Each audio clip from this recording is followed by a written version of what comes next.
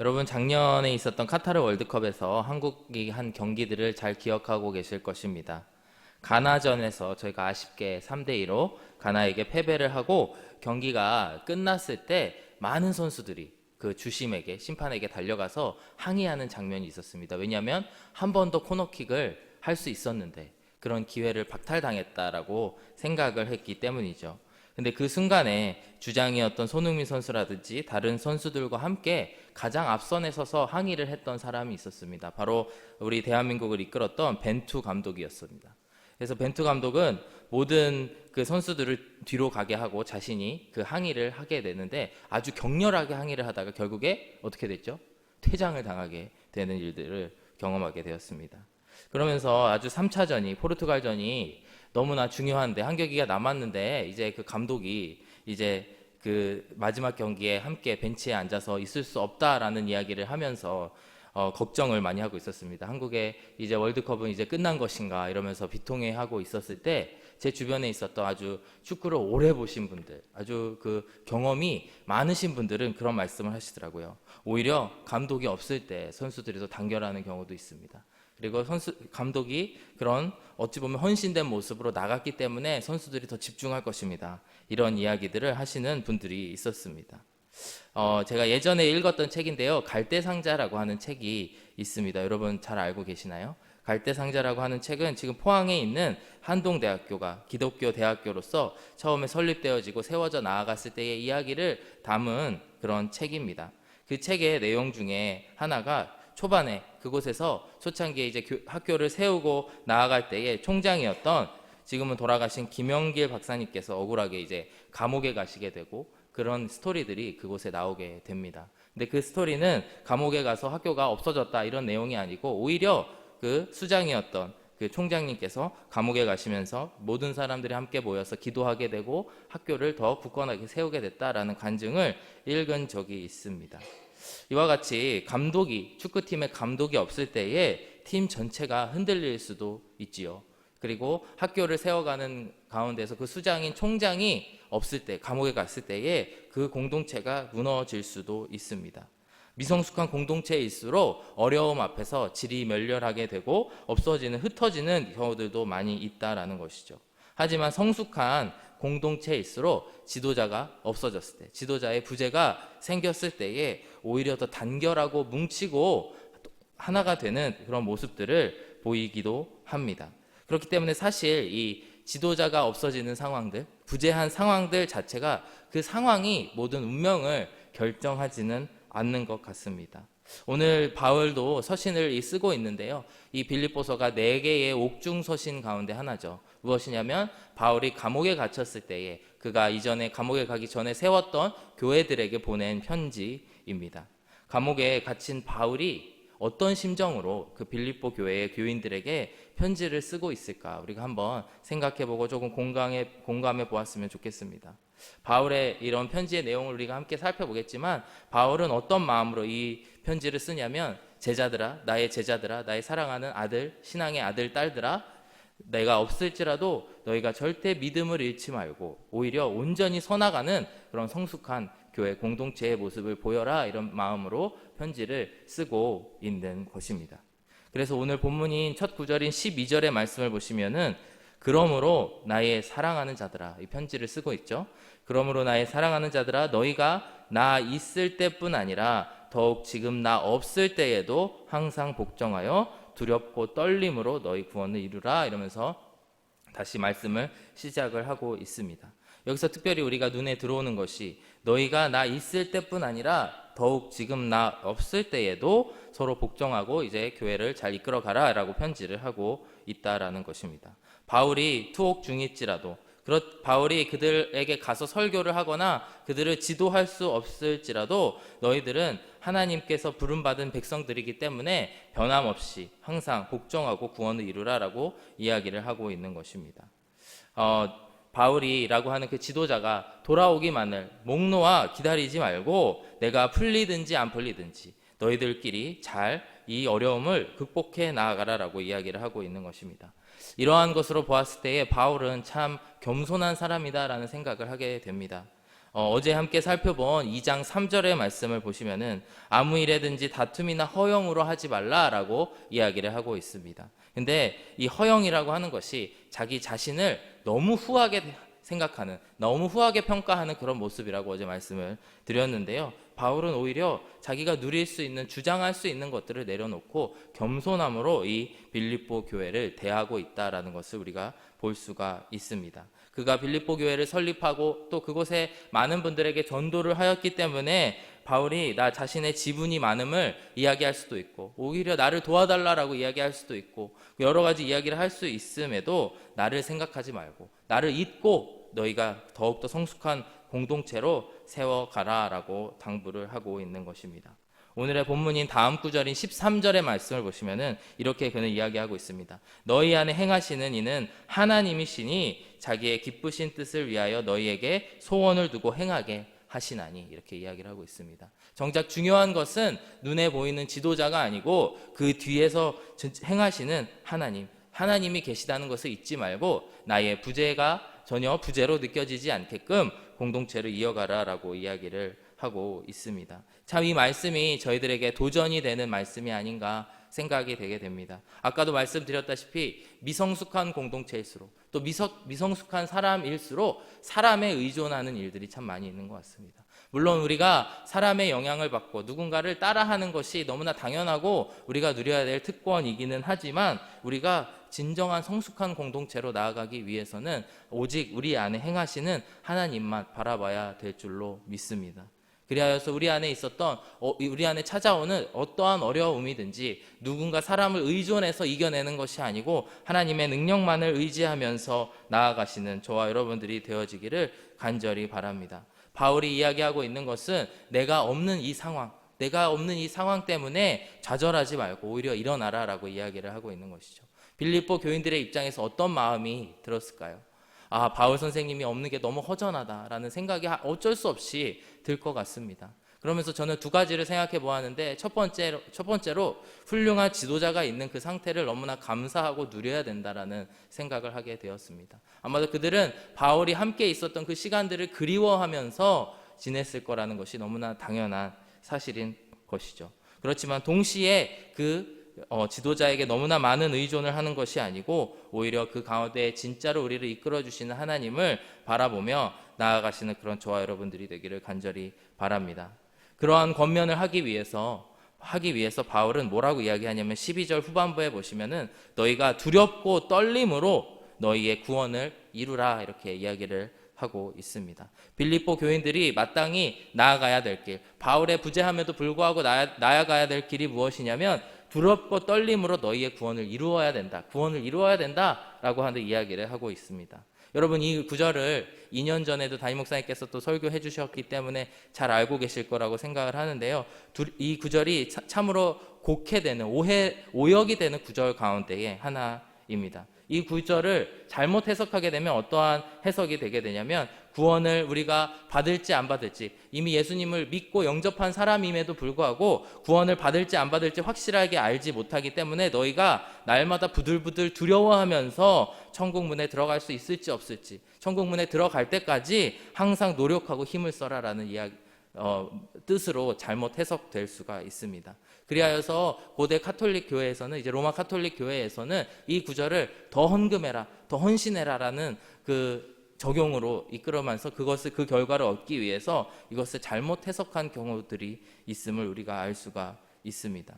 하지만 이 구절은 그런 의미로 하는 것이 아니고요. 구원이라고 하는 것이 어떠한 위치에 도달하기 위해, 천국에 들어가기 위해서 노력을 해야 된다라고 하는 뜻이 아니고요. 오히려 우리가 이미 출발했으니 계속해서 전진해라 라고 하는 말씀으로 우리가 받아들여야 되는 것입니다.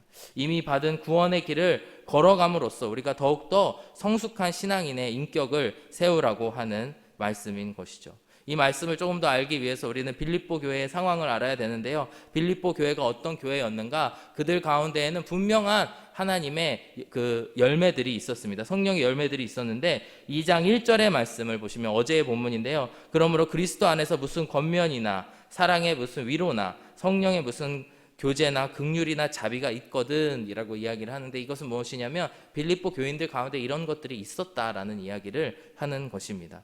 그들 가운데에 분명한 그리스도 안에 하는 권면, 그리고 사랑의 위로, 성령의 교제, 그리고 긍휼과 자비가 분명히 있었다라는 것이죠. 그것이 무엇을 의미하냐면 빌립보 교회에 모인 사람들은 분명히 구원을 받은 하나님의 백성들이었다. 그리고 빌립보 교회가 그런 교회였다라고 하는 것이죠.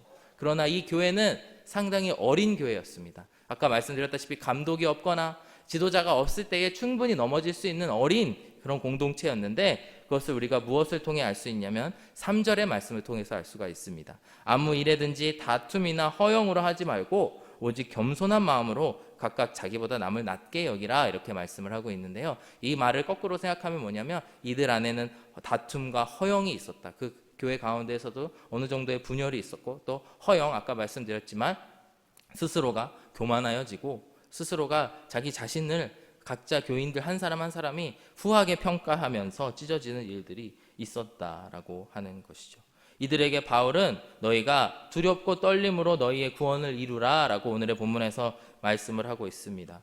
여기서 이루라 라고 하는 말은 무엇이냐면 너희가 완성하라, 실현하라, 그리고 온전한 결과를 이끌어내고 시작한 일을 마무리하라 라는 의미의 단어가 쓰였습니다. 즉 무엇이냐면 이미 구원은 주셨고, 그렇기 때문에 천국에 들어가고 안 들어가고의 문제를 이야기하고 있는 것이 아니고, 너희가 이미 구원의 그 씨가 뿌려졌기 때문에 그로 말미암아 그 씨를 자라게 하고 열매를 맺게 하라라고 이야기를 하고 있는 것이죠. 최근에도 그런 간증들을 많이 듣게 되는데요. 저도 신앙생활을 이제 처음 태어났을 때부터 교회를 다녔지만, 이제 제가 예수님을 처음으로 영접하고 이제 10여 년의 시간이 흘렀습니다. 나름 이제 교회를 계속 빠지지 않고, 특히 최근 10년은 이제 사역자가 돼서 있기 때문에 교회에 정말 오랜 시간을 보내고 있는데요. 교회에 있다 보면은 그런 간증들을 참 많이 듣게 됩니다. 하나님께서, 하나님의 부르심이 너무나 확실한 거예요. 이미 구원을 받았고 이미 오래전에 예수님을 10년 전, 20년 전에 영접했는데 전혀 한 번도 교회를 위해서나 혹은 하나님의 그런 사명을 위해서 헌신한 적이 없었는데 하나님께서 자꾸 부르시는 거예요. 사역의 자리로, 헌신의 자리로 부르시는 그런 일들이 있었던 것입니다. 근데 마음속에는 하나님, 저는 못해요. 저는 그걸 할 깜냥이 못 됩니다. 라든지 저는 그걸 할 마음이 없습니다. 라든지 그런 마음들이 들었다는 겁니다. 근데 유독 이번에 찾아온 이 하나님의 부르심은 너무나 나를 부담스럽게 하고 너무나 나로 하여금 뭔가 해야 될 것 같은 마음을 주셨다라는 것이죠. 그래서 시작을 한 게 기도를 시작했다는 것입니다. 기도를 시작하는 게 뭐 특별한 것을 시작한 게 아니고, 하나님, 저는 하고 싶은데 할 마음이 안 생깁니다. 마음을 주십시오. 이런 이야기를 했다는 것이죠. 그랬더니 놀랍게도 나의 이 고집을 누가 꺾겠느냐 이야기하면서 하나님께서 그러나 할 마음을 주시고 그 사역의 자리, 부르심의 자리에 합당하게 이루게 하셨다라는 신앙 간증을 최근에도 듣게 되었고, 정말 교회에 있다 보면 그런 간증들을 자주 듣게 됩니다. 이런 이야기의 간증처럼 무엇이냐면 우리의 구원의 문제를 이루고 있는 것이 아니고 너희가 마땅히 성숙의 자리로 나아가라, 성숙한 공동체로 너희의 구원을 이루면서 나아가라 라고 오늘 바울은 이야기를 하고 있는 것입니다. 그렇다면 왜 두렵고 떨림으로 이것을 해야 되느냐 생각을 했을 때에 무엇이냐면 바울이 없어졌으니 얼마나 두렵겠습니까? 그리고 하나님을 처음으로 대면해야 되니 얼마나 그 자리가 두렵고 떨리겠습니까? 이것이 우리가 이 구절을 잘못 해석하는 것처럼 이 천국에 들어갈지 못할지 너무나 두려움에 떠는 것이 아니고 하나님을 경외하는 마음으로 너희의 구원을 이루어 가라라고 이야기를 하는 것입니다. 출애굽기의 말씀을 보셔도 이제 이스라엘 백성들에게는 제사장인 이제 모세도 있었고 아론이 있었습니다. 즉 제사장이란 무엇이냐면 하나님을 그들이 직접 대면할 수 없기 때문에 그 사람들로 인해서 대신해서 하나님을 만나게 했던 사람들이 제사장입니다. 근데 이제 출애굽기에 있고 이제 광야 생활을 하다가 하나님께서 처음으로 이스라엘 백성들에게 하나님의 모습을 보여주는 장면이 나오게 됩니다. 그 장면을 보게 되면은 이스라엘 백성들이 하나님의 모습을 보고 경외하며 두렵고 떨었다라는 말씀들이 나오게 됩니다. 이와 같이 우리는 하나님의 부르심을 받고 하나님께로 더 가까이 나아갈수록 우리들 가운데에 처음으로 나오는 반응이 뭐냐면 두렵고 떨림이라고 하는 것이죠. 두렵고 떨림으로 하나님 앞에 나아갈 수밖에 없다는 것이죠. 그렇기 때문에 오늘 바울이 빌립보 교인들에게 하고 있는 말씀은 무엇이냐면 너희가 두렵고 떨림으로 너희의 구원을 이루라 라고 이야기하는 것이 너희의 구원받은 백성들로서 한 걸음 한 걸음 하나님께 나아가고 하나님께 나아감으로 말미암아 하나님께 가까이 감으로 말미암아 너희들의 열매를 성숙한 열매를 이루라 라고 이야기를 하고 있는 것입니다. 사랑하는 여러분, 아까도 말씀드렸지만 우리들 가운데에서는 하나님께서 끊임없이 우리들에게 부르심이 있을 줄로 믿습니다. 작은 일, 때로는 작은 일, 어떨 때는 좀 더 큰 일일지 모르지만 그 부르심 가운데에 하나님께 합당하게 응답하시고 대답하시는 저와 여러분들이 되어지기를 원합니다. 그리하여서 바울이 이야기하고 있는 것처럼 너희가 예전에는 어린 그런 교회였지만 어린 공동체, 미숙한 공동체였지만 이제는 더욱더 성숙한 공동체, 이제 내가 없어도 바울이 없어도 굳건히 서나갈 공동체로 서나가라라고 하는 이 말씀을 마음에 새기시는 저와 여러분들이 되시기를 간절히 바랍니다. 그렇다면 우리가 한번 생각해 보아야 될 것이 그렇다면 어떻게 해야지 우리가 구원을 이룰 수 있을까? 어떻게 해야지 우리가 구원을 바울이 이야기하고 있는 두렵고 떨림으로 구원을 이룰 수 있을까? 12절에서 바울이 우리에게 말씀하고 있습니다. 12절의 말씀을 다시 한번 보시겠습니다.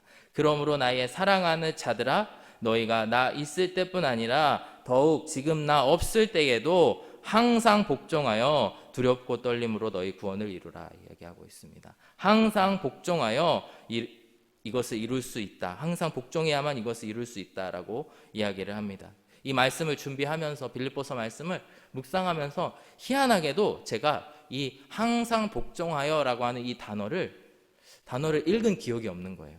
제가 어제 그제 이렇게 일주일 내내 묵상을 했는데 제가 한 어제 그제에 이르기 전까지 내가 이 구절을 읽었나 싶을 정도로 오히려 여기서 이야기하고 있는 바울이 없을 때에 그래 맞아. 그리고 두렵고 떨림으로 구원을 이루라. 그래 맞아. 이야기를 했는데 희한하게 항상 복종하여를 읽은 기억이 없는 것입니다. 그래서 제가 참 회개를 많이 했습니다. 우리가 이 성경을 읽을 때에도 항상 읽었지만 분명히 그곳에 있지만 잊어버리는 말씀이 뭐냐면 항상 복종하라. 항상 순종하라. 항상 하나님의 말씀을 지켜라. 이런 말씀은 자동 삭제해버리는 그런 저의 죄성이 있지 않나 생각을 하게 됩니다.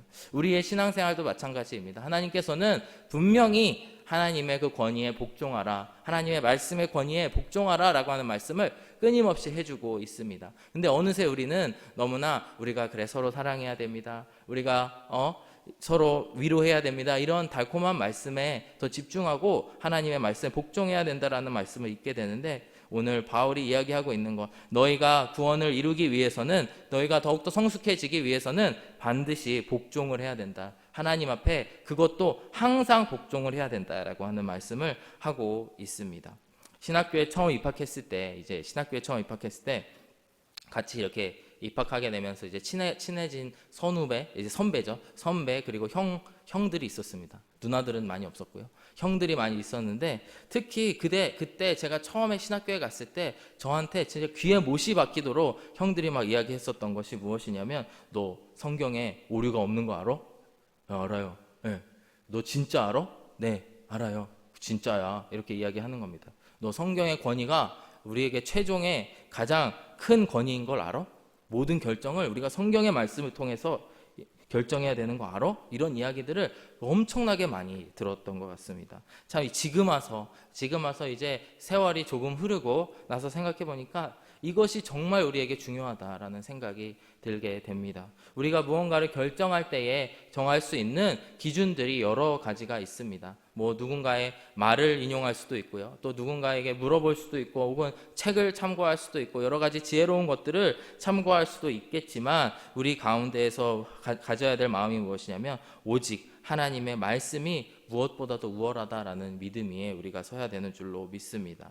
바울도 오늘 말씀하고 있는 것이 너희가 항상 복종하라 라고 이야기하는 것이 무엇이냐면, 항상 하나님 앞에 하나님의 말씀의 우월성, 하나님의 인도하심을 구하는 우리들의 신앙의 모습들이 되어야 된다라고 하는 말씀을 우리 가운데에 하고 있습니다. 그리하여서 우리가 하나님의 그 말씀의 권위 위에 우리 자신을 내어놓을 때에, 우리 자신을 복종하고 순종하게 할 때에 우리가 얻을 수 있는 축복이 무엇이냐면, 우리의 신앙이 날마다 성숙되고 자라나고 그 가운데에서 하나님께서 기뻐하시는 그런 분량으로 커지게 되는 그런 은혜들을 우리가 경험하게 된다라고 하는 것입니다.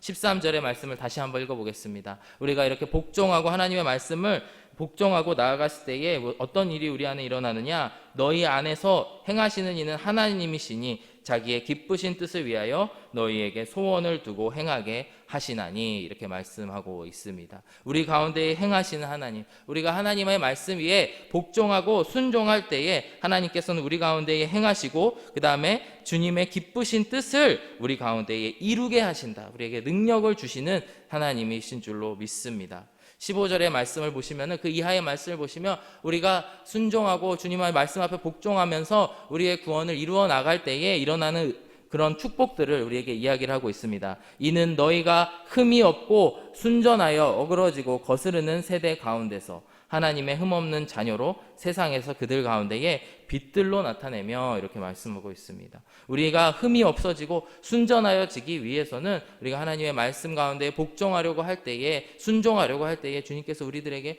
기꺼이 할 수 있는 마음들을 허락해 주시는 줄로 믿습니다. 그리하여서 우리가 세상에 나아가서 빛과 소금의 역할을 할 수 있게 되는 것입니다. 그리고 16절의 말씀을 보시면은 생명의 말씀을 밝혀 나의 다름질이 헛되지 아니하고 수고도 헛되지 아니하므로 그리스도의 날에 내가 자랑할 것이 있게 하려 함이라. 우리가 주님 앞에 복종하며 구원을 이루어 갈 때에 어떤 일이 일어나냐면, 그리스도의 날, 우리의 마지막 그리스도가 오실 그 심판의 날에 우리가 서로가 서로를 자랑할 수 있는 그런 날들이 온다라고 하는 것입니다. 비록 바울과 빌립보 교회가 서로 떨어져 있었지만, 육체적으로는 떨어져 있었지만, 바울이 이야기하고 있는 것이, 너희가 그렇게 해서 성숙의 자리로 또 자라나게 되면은 마지막 때에 너희들이 나의 자랑이 된다라고 하는 것입니다. 사랑하는 여러분, 마지막 때를 항상 생각하시면서 살아가시기를 바랍니다. 그리고 그날에 우리가 주님 앞에 섰을 때에 우리가 서로가 서로를 자랑스럽게 여기고 주님 앞에 자랑스럽게 여기는 그날이 올 줄로 믿습니다. 지금 비록 우리의 한 걸음 한 걸음에 그 순종하고 복종하는 것이 힘들고 안 되고 어려울지라도 주님의 그 마지막 날에 이루실 그 일들을 바라보시면서 나아가시는 저와 여러분들이 되시기를 간절히 바랍니다. 빌립보서 1장 6절의 말씀을 보시면 바울이 이렇게 말씀하였습니다. 너희 안에서 착한 일을 시작하신 이가 그리스도 예수의 날까지 이루실 줄을 우리는 확신하노라. 이 말씀을 믿으십니까? 믿으시죠? 예. 하나님께서는 이미 우리 안에 계십니다. 우리는 구원받은 백성들이기 때문에 이미 주님 우리 안에 계시고 우리를 조금씩 변화시켜 가고 계시는 줄로 믿습니다. 우리가 그것을 원할 때에, 복종하기로 결정했을 때에 하나님께서는 더 많이, 더 빨리, 더 깊이 우리를 변화시켜 주실 줄로 믿습니다. 이미 우리 안에 착한 일을 시작하신 그리스도께서 그 예수의 날까지 이루실 줄을 믿으시는 저와 여러분들이 되어지기를 간절히 바랍니다. 오늘 말씀을 준비하면서 찬양 한 곡이 생각이 났습니다. 주 보혈 날 정결케 하고라고 하는 찬양인데요. 한번 제가 가사를 읽어드리기를 원합니다. 후렴에 있는 가사를 먼저 보시면은, 주의 손에 나의 손을 포개고 또 주의 발에 나의 발을 포개어 나 주와 함께 죽고 또 주와 함께 살리라, 영원토록 주 위에 살리라 라고 하는 찬양의 가사가 있습니다. 여기서 제가 좀 중요하게 와닿은 것이 무엇이냐면, 바로 주의 손에 나의 손을 포개었다 라고 하는 것이죠. 주의 손에 나의 손을 포개었다. 여러분, 두 손이 서로 다른 사람의 두 손이 포개졌을 때에 어느 손에 주도권이 있을까요? 밑에 있는 손일까요? 아니면 위에 있는 손일까요? 밑에 있는 손이겠죠.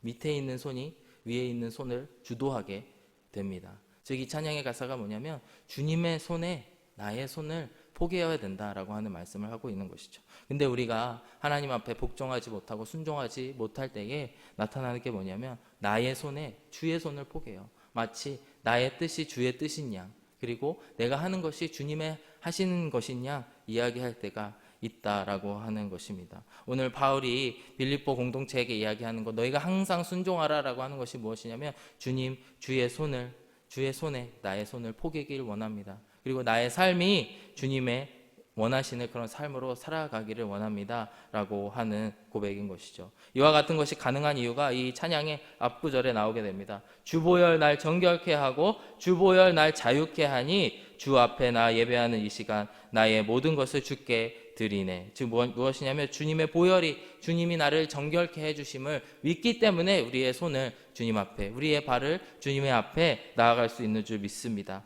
주 보혈이 나를 모든 세상의 염려에서부터 자유케 하기 때문에 내가 이 시간 예배 드릴 수 있고, 또 주님, 나의 주도권을 주님께 드릴 수 있습니다 라고 고백할 수 있는 줄로 믿습니다. 이 시간 우리 함께 찬양하시고 또 기도하실 때에 아버지 하나님, 주님을 믿기를 원합니다.